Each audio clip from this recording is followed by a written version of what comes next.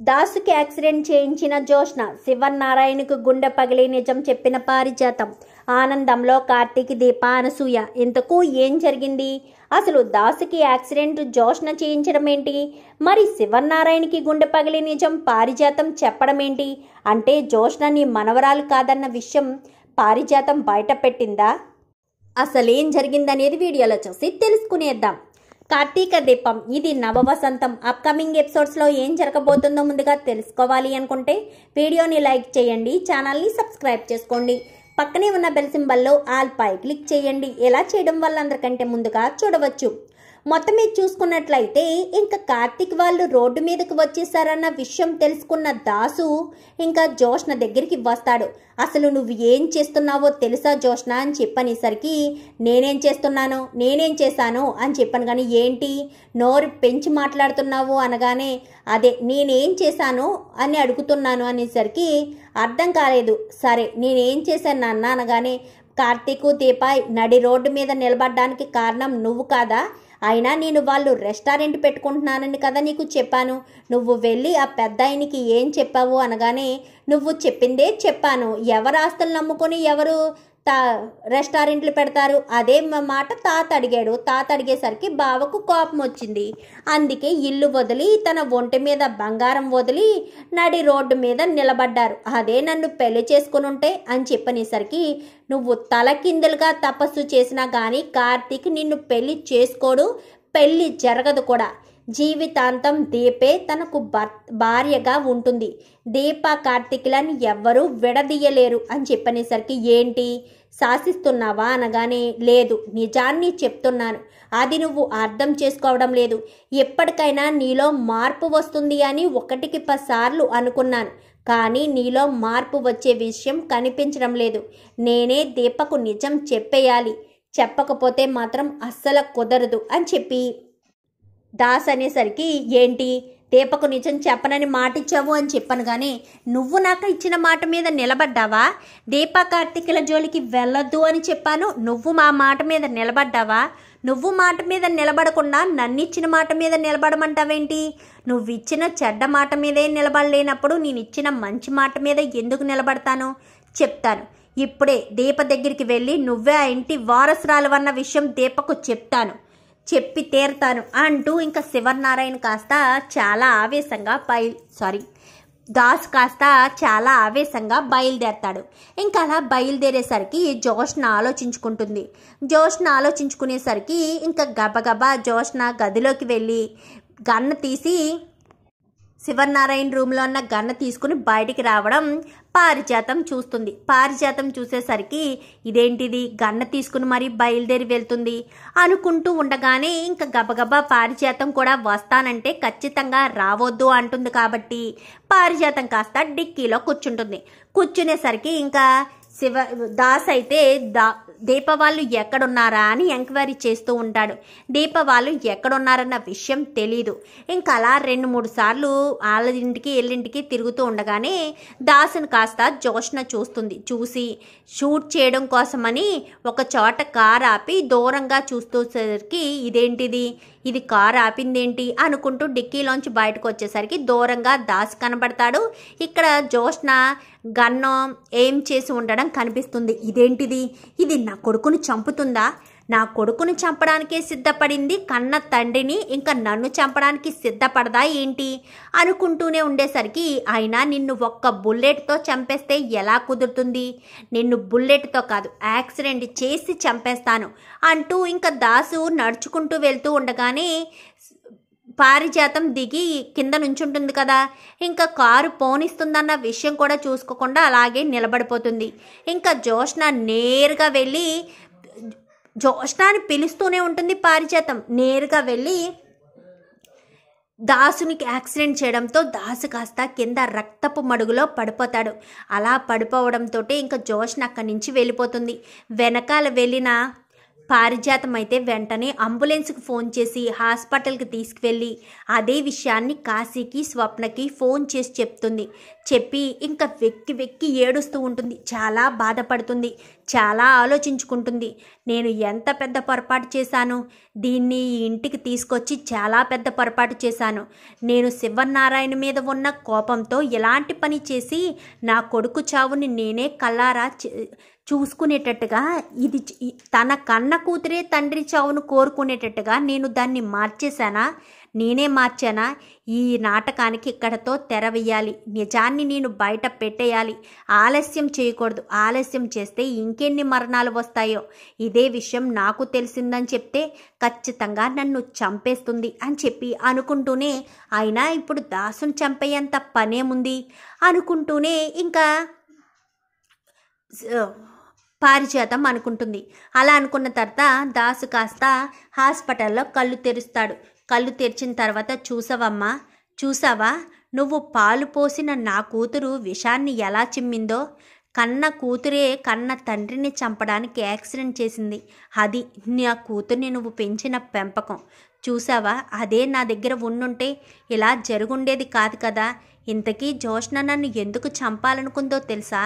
అసలైన వారసురాల్ని నేను ఆ ఇంటికి తీసుకొస్తానన్న విషయం తెలిసి చంపాలనుకుంది అనగానే, అసలైన వారసురాలు ఎవరో నీకు తెలుసా అనగానే, నాకే కాదు జోష్నకు కూడా తెలుసు అని చెప్పనేసరికి, ఎవరు అసలైన వారసురాలు? దీపే ఆ ఇంటి అసలైన వారసురాలు. అందుకే దీప వాళ్ళని నడి రోడ్డు మీదకు తీసుకొచ్చింది. దీపను చంపడానికి 2 సార్లు అటాక్ చేయించింది. ప్రతిసారి కాపాడుకున్నాను. అమ్మా, ఇప్పుడు వరకు నిన్ను ఏమీ నోరు తెరిచి అడిగింది లేదు. నా కోసం ఒక్క సహాయం చేస్తావమ్మా అని చెప్పనేసరికి, ఏంట్రా అని చెప్పను కానీ, నన్ను పీకి పిసికి చంపేసే అమ్మా అనగానే, అదేంట్రా అంత మాట అన్నావు అనగానే, మరి ఏం చేయమంటావమ్మా? నా కూతురు నా కళ్ళ ముందు ఇంత దారుణంగా ఎంత ద్రోహిలా తయారవుతుంటే నేను చూస్తూ ఉండలేకపోతున్నాను. కానీ దీపక్ మాత్రం అన్యాయం చేయకూడదమ్మా. గత 25 సంవత్సరాల నుంచి దీపక్ అన్యాయం జరుగుతూనే ఉందమ్మా. ఇప్పటికైనా నీ మనసు మార్చుకో. నీ కొడుకు సంతోషాన్ని నువ్వు కోరుకుంటే దీప గురించి శివనారాయణ గారికి నిజం చెప్పేశామ్మా. సుమిత్ర వదినికి, దశరథ్ అన్నయ్యకి మీ ఇంటి వారసురాలు నీ కూతురు దీపే అన్న విషయం చెప్పేశామ్మా అని చెప్పనేసరికి, చెప్తాను దాసు, చెప్తాను. ఇప్పటి వరకు నువ్వు నన్ను ఏమీ అడగలేదు. నోరు తెరిచి అడిగిన తర్వాత నేను చేసిన పాపం ఒప్పుకొని నేను ఎలాంటి శిక్ష నాకు విధించినా పర్వాలేదు. నేనైతే నిజాన్ని చెప్పేస్తాను. నిన్ను చంపడానికి ప్రయత్నించింది ఈరోజు, అదే నన్ను చంపదని గ్యారంటీ ఏంటి? అయినా నా మనవరాలు కదా అనుకున్నాను కానీ ఇంత దారుణంగా కన్న తండ్రిని, నా ఒక్కగానొక్క కొడుకుని చంపడానికి వెనకాడలేదు అంటే నన్ను కూడా చంపేస్తుంది. దాన్ని వదిలిపెట్టను. నిజాన్ని బయట పెట్టేస్తాను అంటూ ఇంకా పారిజాతం చాలా ఆవేశంగా కాశీ స్వప్న కనిపించేసరికి, నన్ను క్షమించు కాశీ, నన్ను క్షమించు స్వప్న అని చెప్పి నేరుగా బయలుదేరుతుంది. ఇదేంటి మీ అమ్మమ్మగారు క్షమాపణ కోరుతున్నారు? ఎప్పుడు తల ఎగరేసి పొగరగా మాట్లాడే మీ అమ్మమ్మగారు ఈరోజు ఏంటి క్షమాపణ కోరుతున్నారు అని చెప్పనేసరికి, ఏమో తెలీదు, పద నాన్నను చూద్దామని వీళ్ళిద్దరూ దాస్ దగ్గరికి వెళ్తారు. ఇంకా ఇంటికి వచ్చేస్తుంది పారిజాతం. జోష్న అంటూ గట్టిగా పిలిచేసరికి, అదేంటి అత్తయ్య జోష్నని ఇంత గట్టిగా పిలుస్తున్నారు అనుకుంటూ అందరూ కూడా వస్తారు. ఏంటి పారిజాతం, ఎందుకు నా మనవరాల్ని ఇంత గట్టిగా అరుస్తూ పిలుస్తున్నావు అనగానే, నీ మనవరాలా? ఎవరు చెప్పారు నీ మనవరాలని? అందరూ అనుకున్నంత మాత్రాన జోష్న నీ మనవరాలు అయిపోతుంది అనుకుంటున్నావా అని చెప్పనేసరికి, ఏంటి ఏం మాట్లాడుతున్నావు అంటే జోష్న నా మనవరాలు కాదా ఏంటి అనగానే, కాదు జోష్న నా మనవరాలు, అంటే దాసు కూతురు, శివనారాయణ గారి మనవరాలు కాదు. దాసుకి మీ ఇంటి పని మనిషి కళ్యాణికి పుట్టిన కూతురు అని చెప్పనేసరికి ఒక్కసారిగా శివనారాయణ షాక్ అవుతాడు. ఏయ్ పారిజాతం, ఏం మాట్లాడుతున్నావు అనగానే, నిజం మాట్లాడుతున్నాను. ఇన్ని రోజులు దాచిపెట్టిన నిజం మాట్లాడుతున్నాను. ఈ ఇంటి వారసురాలు ఎక్కడో చచ్చిపోయింది కదా అనుకున్నాను, కానీ ఇంటి వారసురాలు బ్రతికే ఉంది. ఎక్కడికి వచ్చింది, ఇక్కడి నుంచి అవమానాలు పడి ఇక్కడి నుంచి వెళ్ళిపోయింది. తను ఎవరో కాదు, దీపే ఇంటి అస్సలైన వారసురాలు. అందుకే జోష్న దీపను చంపాలని ప్రయత్నిస్తుంది. ఈరోజు మిమ్మల్ని రెచ్చగొట్టి కార్తీక్ని నడి రోడ్డు మీద నిలబెట్టింది. ఇదంతా జోష్న కావాలని ఆడుతున్న నాటకం. జోష్నకు కూడా తెలుసు తను ఇంటి వారసురాలు కాదని, దీపే ఇంటి వారసురాలని. అందుకే దీపని చంపడానికి ఎన్ని రకాల ప్రయత్నాలు చేసినా ఆ ప్రయత్నాలేమీ వర్కౌట్ కాలేదు. ఈ విషయాలన్నీ ఎవరు చెప్పారో తెలుసా? నా కొడుకు చెప్తే నా కొడుకును కూడా చంపుతానని బెదిరించి ఈరోజు నా కొడుకుకు యాక్సిడెంట్ చేసింది. హాస్పిటల్లో చావు బ్రతుకుల మధ్య ఉన్నాడు నా కొడుకు తన కన్న తండ్రే కదా, కన్న తండ్రిని కూడా చంపడానికి వెనకాడని. అలాంటి దాని గురించి మీ జీవితాన్ని రిస్క్లో పెట్టుకోలేను. ఈరోజు కాకపోతే రేపైనా సరే ఖచ్చితంగా మిమ్మల్ని నడి రోడ్డు మీద నిలబెడుతుంది. అందుకోసమని నేను నిజాన్ని నిర్భయంగా చెప్పాలని చెప్పేసరికి గ్రానీ అనగానే, చీ నోర్మి, నువ్వు నన్ను గ్రానీ అని పిలుస్తావేంటే? నీతో ఆ పిలిపించుకోవాలంటేనే నాకు అసహ్యంగా ఉంది. అక్కడ ప్రాణాపాయ స్థితిలో ఉన్నది నా కొడుకే, నీ కన్న తండ్రి. ఆ విషయం నువ్వు మర్చిపోయావా అని చెప్పాను. కానీ నేను మర్చిపోలేదు అని చెప్పనేసరికి, మర్చిపోకపోతే ఎలాంటి పద్ధతైనా చేసేది, మర్చిపోకపోతే ఎలాగైనా యాక్సిడెంట్ చేసి ఇలా జరుగుతుందా, ఎంత బాగా నటిస్తున్నావే అని చెప్పనేసరికి, అది కాదు గ్రానీ అనగానే, ఒక్క నిమిషం అత్తయ్య, మీకు జోష్న ఇంటి వారసురాలు కాదని తెలుసా అనగానే, మార్చిందే నేను సుమిత్ర అని చెప్పనేసరికి శివన్నారాయణ కాస్త షాక్ అవుతాడు. నువ్వు మార్చావా అని చెప్పాను. కానీ అవును నేనే మార్చాను అని చెప్పనేసరికి, నీ మీద కోపంతో నా కొడుకు కూతురు ఇక్కడ ఉండాలన్న ఆశతోనే చేశాను.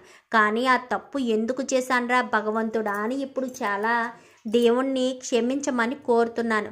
నిజానికి క్షమించమని అడగాల్సింది దేవుణ్ణి కాదు, మిమ్మల్ని. నన్ను క్షమించు సుమిత్ర, నన్ను క్షమించు దశరథ్, నన్ను క్షమించండి. మీరు ఎలాంటి శిక్ష విధించినా నేను అనుభవిస్తాను. కానీ ఈ జోష్న మాత్రం ఎట్టి పరిస్థితుల్లో ఇక్కడ ఉండడానికి వీల్లేదు. కార్తీక్ వాళ్ళని ఇంటికి తీసుకురండి. కార్తీక్ పాపం చాలా మంచివాడు. దీప కూడా మీ మనవరాలు. దీపను కూడా ఇంటి వారసురాలుగా ఇంటికి తీసుకురండి. నాకు శిక్ష వేసినా నేను హాయిగా భరిస్తాను. ఇలాంటి దాన్ని మాత్రం ఎట్టి పరిస్థితుల్లో ఇంట్లో ఉండనివ్వకండి. రేపు ఆస్తి కోసం ఇప్పుడు కన్న తండ్రిని చంపాలని చూసింది, రేపు ఆస్తి కోసం మిమ్మల్నైనా చంపుతుంది. మిమ్మల్ని చంపదు అని కూడా మనం అనుకోవడానికి లేదు. ఇలాంటి దాని గురించి ఆలోచించడం కంటే దీన్ని నడి రోడ్డు మీద వదిలేయడమే మంచిది అని చెప్పి పారిజాతం చెప్పేసరికి గ్రానీ అనగానే చెంప చెల్లు అనిపిస్తుంది. జోష్నను కొడుతుంది. కొట్టి, నువ్వు నన్ను కొడతావు అనగానే, నోరు మూసేవే, ఇది ఎప్పుడో చేసుంటే ఈరోజు నా కొడుకు ఇలా హాస్పిటల్ పాలయ్యేవాడు కాదు, ఇలా చావు బ్రతుకుల మధ్య ఉండేవాడే కాదు. అంతా నీ వల్లే జరిగిందే, నువ్వు చేసిన కుట్రల వల్లే ఇదంతా జరిగింది అంటూ పారిజాతం అంటుంది. చూద్దాం మరి రాబోయే ఎపిసోడ్స్లో ఇలాగే జరగాలని మీరు కూడా కోరుకుంటే వీడియో నచ్చితే లైక్ చేయండి, ఛానల్ని సబ్స్క్రైబ్ చేసుకోండి, పక్కనే ఉన్న బెల్ సింబల్లో ఆల్ పై క్లిక్ చేయండి. ఇలా చేయడం వల్ల అందరికంటే ముందుగా చూడవచ్చు.